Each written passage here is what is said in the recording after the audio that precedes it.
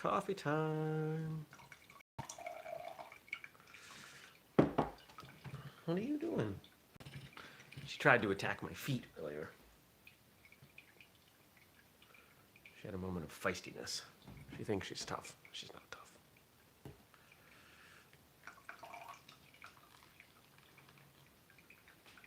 tough. Right? You think you're tough? Good morning, everybody. Welcome. Today is Friday, July 17th, 2020.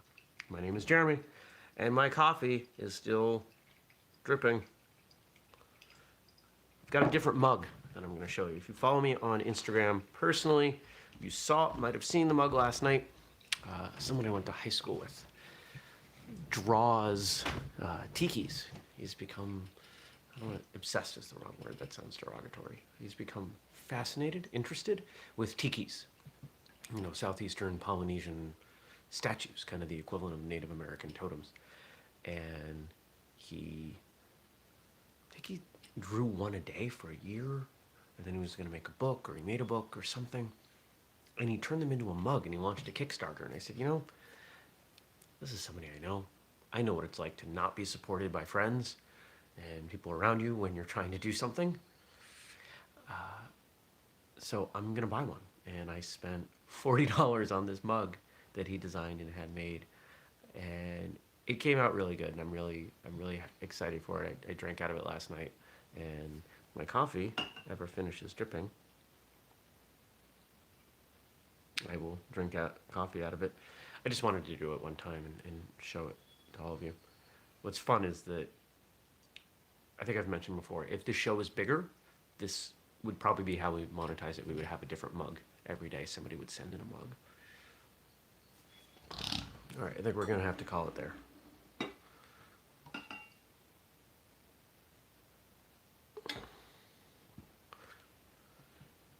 Isn't that fun? I think it's great.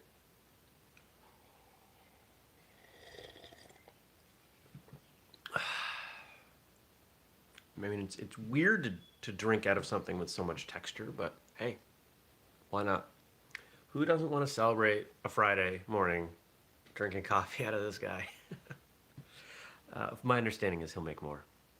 And he sent a bunch of stuff with it. Like, he really went all out. Like, you know, there's these cards and this pin that goes with it. And I believe the idea is that he's going to make a series. And let's see. I'm trying to remember. He ended up like over 1,000% funded, which would be 10 times more than he had asked for. So I think that's really cool. Really happy for him. Really proud of you, Dan. Good job.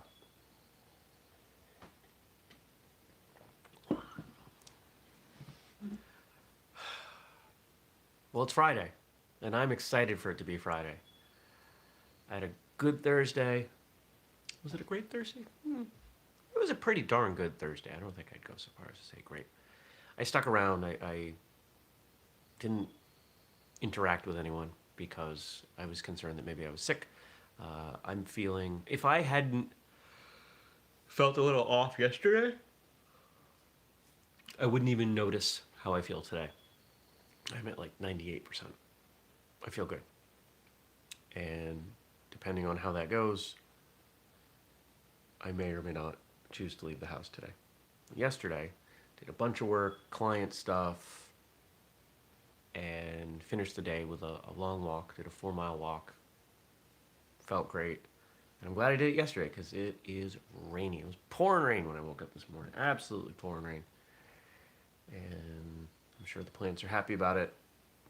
Means I'm not getting outside. And tomorrow, it's probably going to be pretty muggy because it's going to be 90 degrees. And to go from that much rain to that much hot, that much heat, to that hot or that much heat. There we go. It's sure to be muggy.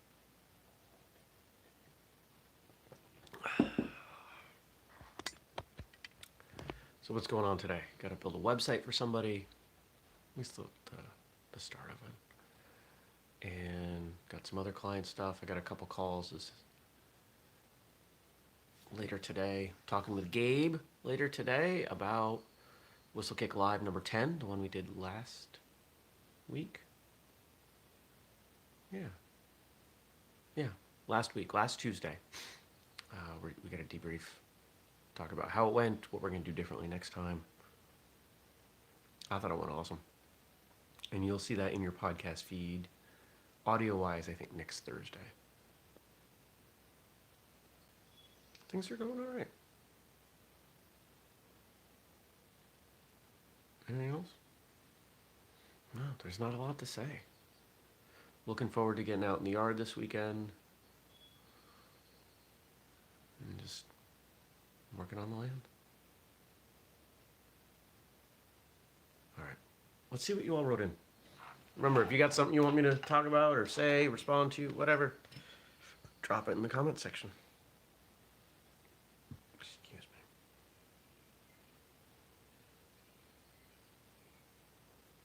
We need 4-day work weeks. We need 4-day work weeks. Maybe even 3-day work weeks. We just need to work less. We need to figure this out. For everybody's mental health.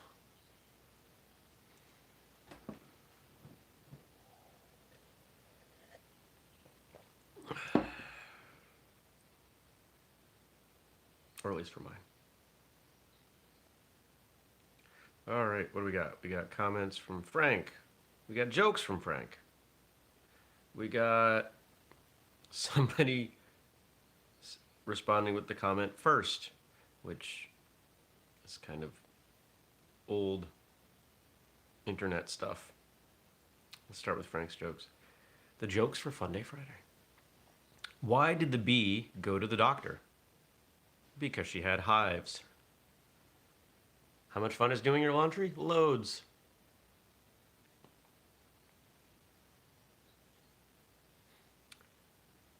Why did the gymnast put extra salt on her food? So she could do somersaults. Oh, Frank.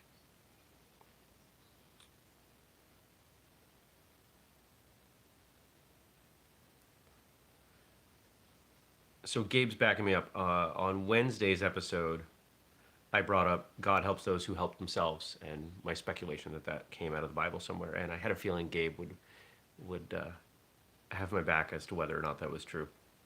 He says it's actually not in the Bible, and it looks like he's saying that the closest thing is in Psalm 34:18. The Lord is near to the brokenhearted and saves the crushed in spirit.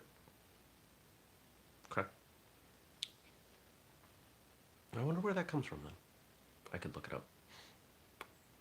And now we got 5 quotes all over the place, different people, from Frank. Awesome.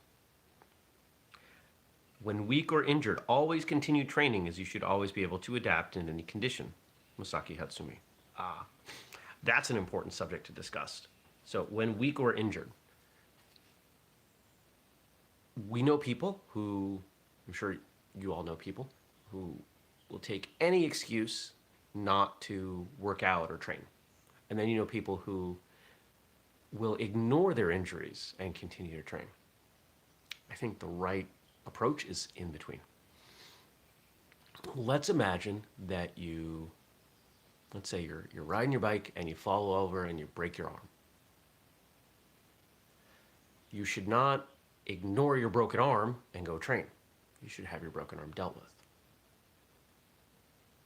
But you should then go train. Because if you only ever train under the conditions where you are at 100%, you may not know how to respond if you need to apply your martial arts when you're at less than 100%. Remember, if someone is going to identify you as a victim, they're going to look for someone who's weak. If you have a broken leg, a broken arm, if you appear old, if you appear tired, if you're distracted, these are all things people are going to look for. Most attacks are crimes of opportunity. There are far fewer that are calculated, right? It is more likely that you will be randomly chosen than stalked. So to learn how to apply your martial arts with one arm instead of 2, or when you're not feeling so great, these are important things. Now, that's not to say that you should get the flu and go to class and sneeze on everybody, but recognize that your training applies to your life, and your life isn't always 100%. Maybe that means that you have a conversation with the instructor and say, hey, I'm not feeling 100%. And I'm sure a lot of people would have chosen to not come to class, but I really wanted to come to class. I just want you to know I'm not going to be at my best. I will do my best that I can with what's going on. Do what you can with what you have where you're at, right? One of my favorite lines. And I hope that's okay with you. And I've never been an instructor who would say no.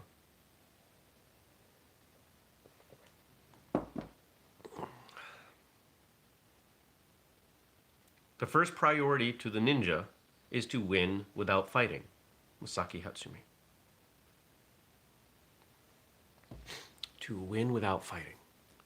Now, when we talk about ninja and ninjutsu, I don't know much about it. We've had a couple of ninjutsu practitioners on Martial Arts Radio, and the one whose conversation sticks with me the most is Stephen K. Hayes.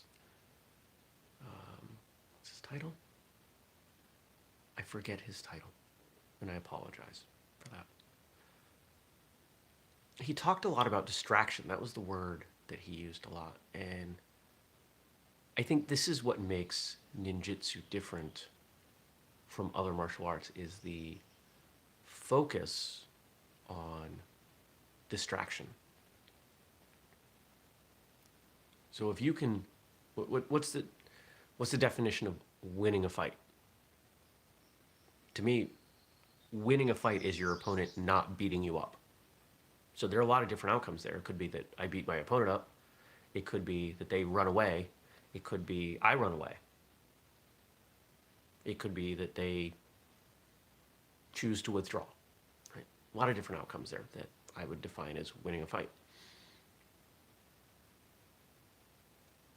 If a ninja creates distraction, the cliche of smoke bombs, right? And then vanishes, that's winning.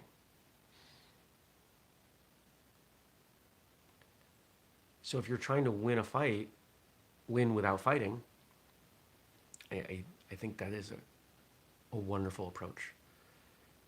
And honestly, that is the approach that I've always taken to self-defense, not that I have realized it. I'm small. I'm finally at a point, as an adult over the last 10, 15 years where I have enough muscle mass that, it kind of offsets my stature. But in high school, I was 5'7" and 130 pounds. I was a small guy. And yeah, I had martial arts, but I still didn't want to get in a fight. I don't want to get in a fight now. But at least now, people will look and see, hey, he's short, but it looks like he's got some shoulders to him. So maybe that has something to do with why I don't get the same responses out of people now. Maybe it's also because, I'm 40 and I don't hang around people who pick fights. But I learned as a kid how to diffuse things because I didn't want to get in a fight. And for much of my life, that embarrassed me. Because, typical machismo in Western society, men are supposed to be tough and fight and all this. Well, so what?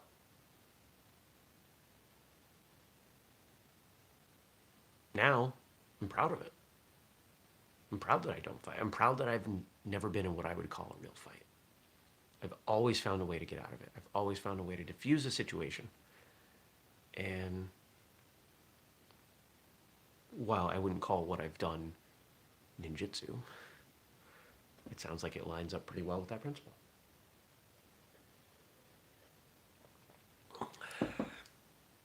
What are you doing? She's like leaned against me. If I was to move, she would definitely fall over.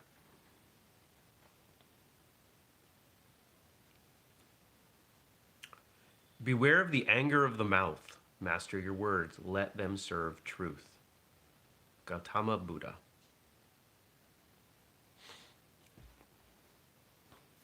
I almost posted something yesterday on Facebook because there were a few interactions I had on Facebook yesterday where people were very clearly assuming the worst. And they were letting their word, they instead of questioning, they really seemed like they were getting upset.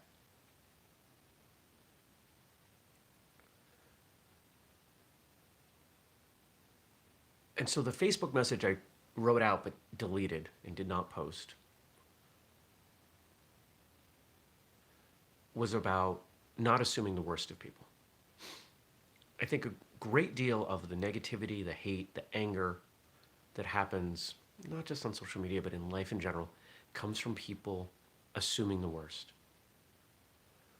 And that is a self-perpetuating problem. If you say something and I take it negatively and I respond negatively, you're going to respond to that negatively. And over the course of a few decades, you get where we are now. Or maybe hundreds of years, you get where we are now. The current state of the world, the negative things that are happening, the way people are feeling, is a direct result of the way we have been treating each other. It is the negative energy, words, actions we've been putting out into the world, and until we are willing to change those, nothing will change.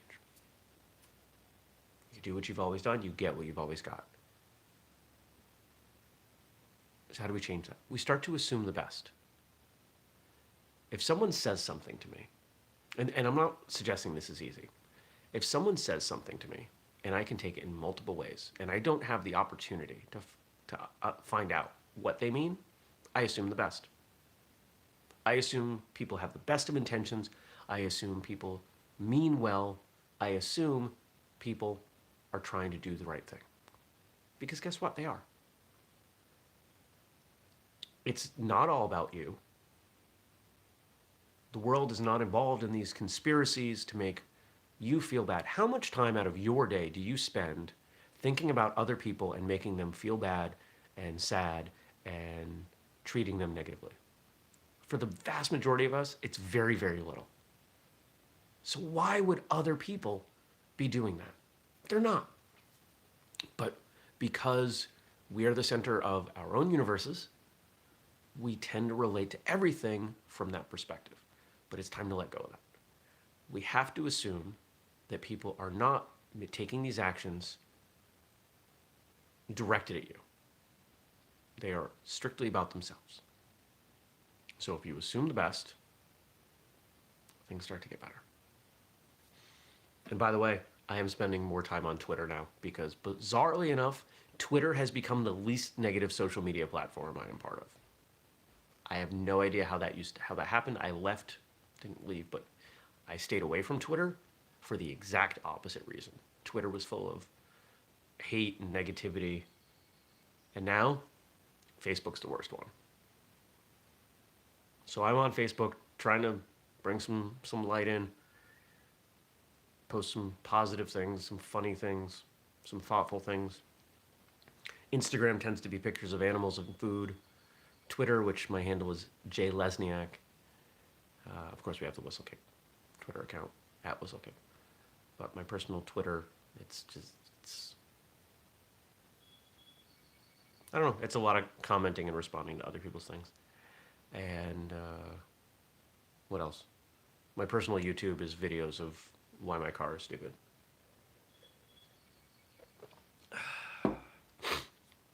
I'm liking drinking out of this mug. This is fun.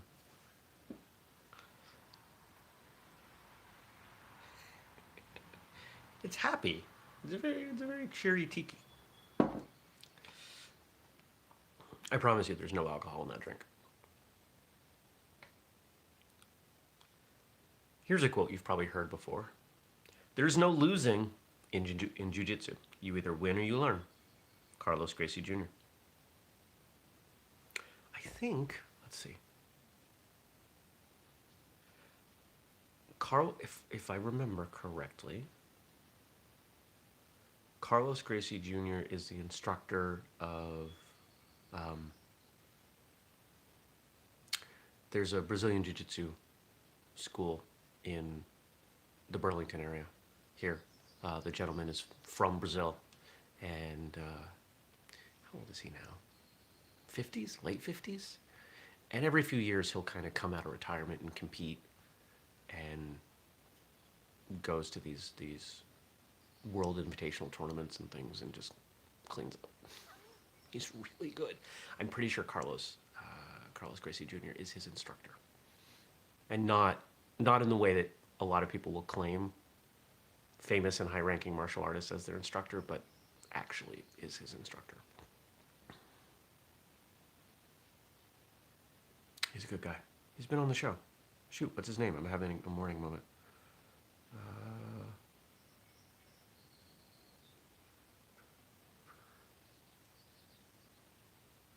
Julio. Julio Fernandez. He has goes by the nickname Foca, if I remember correctly. Very nice guy. When did I talk to him? The 100s? I think it was in the 100s. He was very kind to talk to me. And if I was to resume, for those of you that don't know, I did 3 months of Brazilian Jiu-Jitsu. It's not really what I was looking for, but it's a powerful martial art. It's very well thought out. If I was to resume that, I would go train with him. And our final quote for the day: to help others to develop and succeed in life is a reward itself, and only has value when nothing is expected in return. Choi Hong Hi, founder of Taekwondo, or one of the founders of Taekwondo, depending on your perspective on history. To help others develop and succeed in life is a reward itself, and only has value when nothing is expected in return. The best instructors embody this. The best instructors will recognize that by prioritizing the quality of instruction and the gifts that they give to their students, the money will come. And honestly, that's the same kind of advice that I give to every business. If you are focused solely on making money, the best you have is a short-term business model. You have to focus on giving value, giving back, and building something based on helping others. The best companies help others. And you may not realize it, but behind the scenes they're doing it. If you want to look at how some of the biggest and best companies are helping others, look into what Nike does for the athletes they sponsor. Or look at, what's another example? Look at what we do at whistlekick. The vast majority of what we do, we give away for free. 99% of the people who consume our content don't spend any money with us. They do nothing to help us. Okay. Because which is more sustainable? That we give more, or that our customers give more, our clients, our followers give more? That's not going to work. That's not going to happen. Think of a brand where you give more than they give you. Doesn't add up. So we have to give more. So we will continue to give more. That's why we do things all over the place and all the time and whatnot. I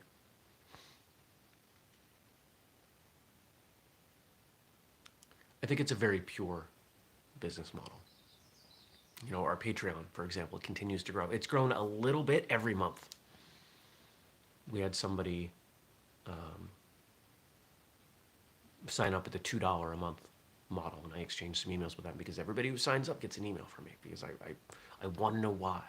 I want to know what it is that we're doing right. That means you want to part with your money. And he said, I've been listening for years, and I'm not in a position to do more. I wish I was, but I want you to know I appreciate what you do. So here's $2 a month.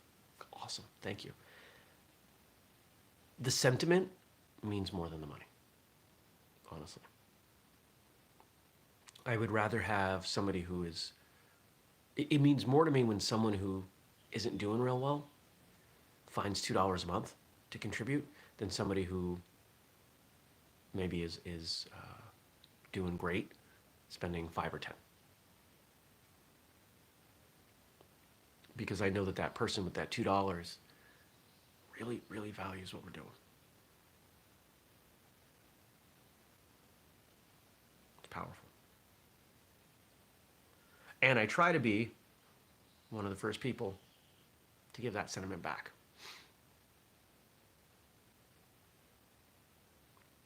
If somebody had approached me on the street where I got a random message from someone that said, hey, buy this mug for $40. Not a chance. Why did I buy this mug? Well, I bought this mug because someone I know, someone I went to school with, someone I have a location and history and people in common with, has a dream. They have something that's important to them. And I want to support that because I know what that feels like. And that is worth a lot more than $40 to me. Because there are people who have helped me, who paid it forward, and I will continue to pay it forward any way that I can. Time, money. That's why we're here. So if we go back a bit, assume the best, give people the benefit of the doubt, treat them well, we can make a change.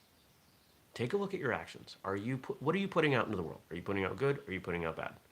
Is it positive? Is it negative? If you are putting out negativity and you are complaining about the negativity in the world, you are part of the problem. And it's time to take a look at that. So, all right. I think I'm going to have a second cup of coffee just so I can enjoy. Oh, wait. It's got a butt. Tiki butt. It's got a butt. I just noticed that. That's so funny. Oh, Dan, you're a character. The guy who designed it, Dan. Shout out to Dan Edwards. Okay. I'm going to go make myself another cup of coffee. I'm going to get started on my day. I hope you have a great day, fantastic day. And if you have questions or comments you want me to talk about Monday, drop them below. Or if you're listening via podcast, email me, jeremy@whistlekick.com. If you want to support the work that we do at Whistlekick, follow us on social media.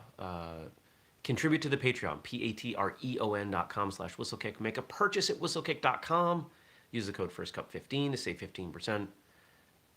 Or just, share this or other things that we do. Help people know about what we're doing, why we're doing it. Trying to put some good out there. Thank you for your time. Have a fantastic weekend. And I'll see you back here on Monday. Take care, everybody. Peace.